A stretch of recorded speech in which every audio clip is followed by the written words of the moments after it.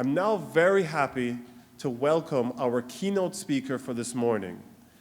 Ms. Lee Perry is the Chief Operations Officer for Ideas for Us, a United Nations accredited organization dedicated to achieving environmental sustainability. Lee is a graduate of the University of Central Florida with a degree in environmental science. Lee was raised in the garden and has dedicated her life to working directly with residents to make our community more sustainable and environmentally conscious. Like all of you, Lee is dedicated to our community and actively works to improve the lives of the people around her. Please join me in welcoming Ms. Lee Perry.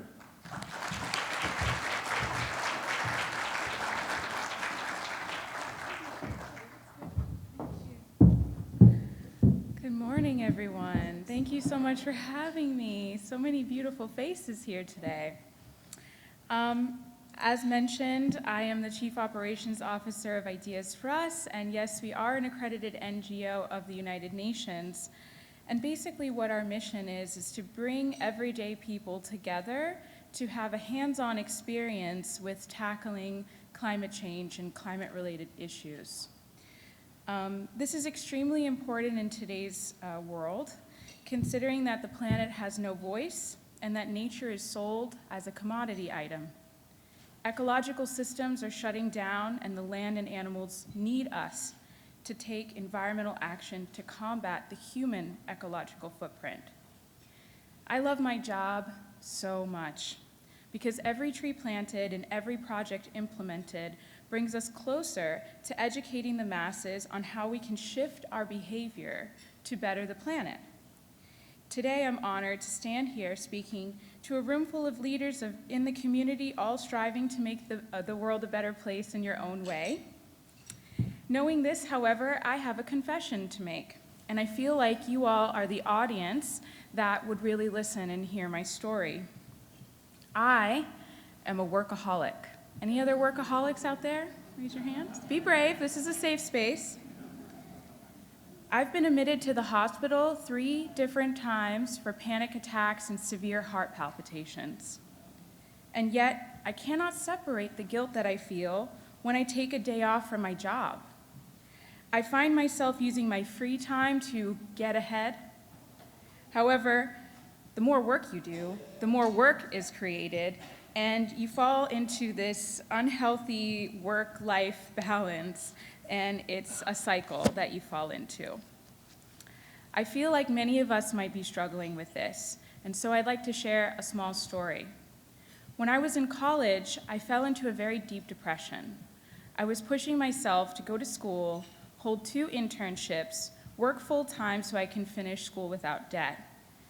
I had many challenges within my love life, and I couldn't really find friends that I could connect with because a lot of them wanted to go to music festivals and party, and I couldn't connect with like-minded people that wanted to gravitate towards the environment and saving it. So I became very isolated. My family is up north, and I went to school here, UCF, go Knights. I see a Knights hat right there. But yet, most of my family battles with addiction and also abusive behavior. So I was very alone, and I hit this very dark point in my life. The only way I pulled myself out of it was through the work that I was doing in the community. As Gandhi says, the best way to find yourself is to lose yourself in the service of others. But I was never truly free. The more accomplishments I seemed to pull off in my work life, the more my self-esteem was intertwined in that success.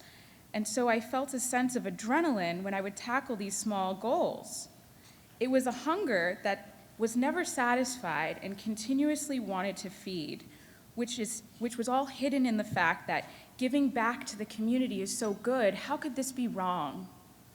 Before I knew it, my 60-hour work week turned into an 80-hour work week, and I started coming up with all these excuses why that meeting was so important I had to do it on my day off.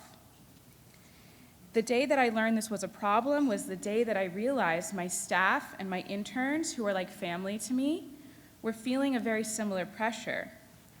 Our conference room very often became like a confession room filled with anxiety and venting and tears, and I felt like the biggest hypocrite when I would tell them to take a day for themselves or to meditate, because I was struggling with that same thing, but I wasn't even brave enough to reach out to other people. I had to be the mama bear of the company.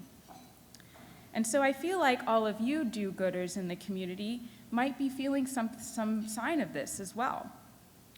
Nowadays, the world is just beating us up all the time.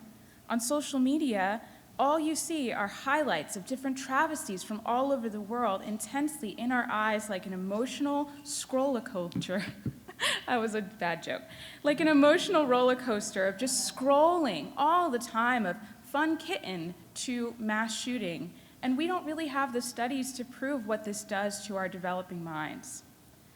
Between that and the news, how can you help but feel anxiety and battling with your emotional health? We are force-fed, fractured parts of our society on a regular basis, so it is common to feel that sense of powerlessness. By being a workaholic, it feels so good to have a tight control over something positive, because it satisfies that internal hunger to fix what is unjust in this world. So how can we stop? My mother always says that you cannot fill another person's glass when your glass is empty. So perhaps the solution is in the refill. Maybe those days off are the way that you can replenish your soul and give back even more when you are back on the clock. Everyone in this room has a superpower, and it is called empathy. We all have it to different degrees, and yet, how often do we use it on ourselves? I do not mean treating yourself to that new pair of shoes or that fancy new handbag. Those are all superficial things that we use to medicate ourselves in a very bandage-type way. What I mean by refilling your soul is finding that quiet peace you need to internally listen to who you are as a person. This might sound a little hippy-dippy or ambiguous, like who's this girl up here talking about meditation? What does that all have to do with me? But I really need you to think about the last time that you allowed yourself to be still in a room and to be calm in your own thoughts and ask yourself and guide yourself through your fears, your hopes, your dreams in stillness.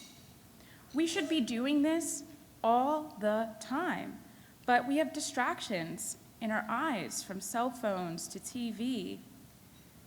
This peaceful place that I'm talking about is where creativity and emotional health ignites within us. If you cannot sit still in a room because your thoughts are too loud, like I sometimes battle with, allow nature to heal you. Earth has everything you need to survive, even when battling anxiety. You can allow yourself to work through your stress by taking a moment to listen to the wind rustle through the trees, or look to the sky and feel humbled by the vastness of the universe.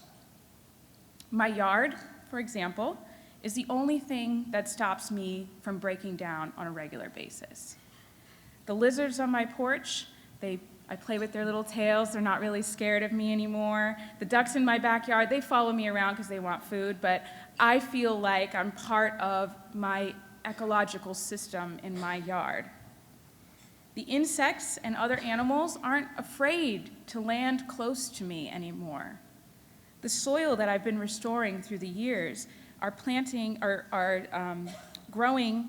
yielding larger trees and larger shrubs, which is now home to other creatures that reside on the property.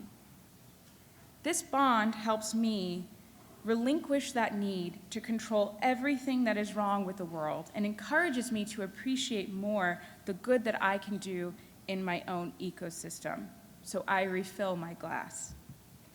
If you do not have a yard, volunteer with maybe a nonprofit in the community and plant a tree at a local park. It'll give you an excuse to get outside more and to grow with that tree. If you don't like to go outside, which there's a lot of people that don't, you can find that peaceful place in your urban setting like a library. But I encourage you to be brave enough to bring someone else who might be battling with similar issues. you might inspire them to find their inner peace. In closing, I'd like to leave you with one more quote from my mother. "The root of everything negative in life is fear. Fear subtracts and it divides us, while love attracts and multiplies." Thank you.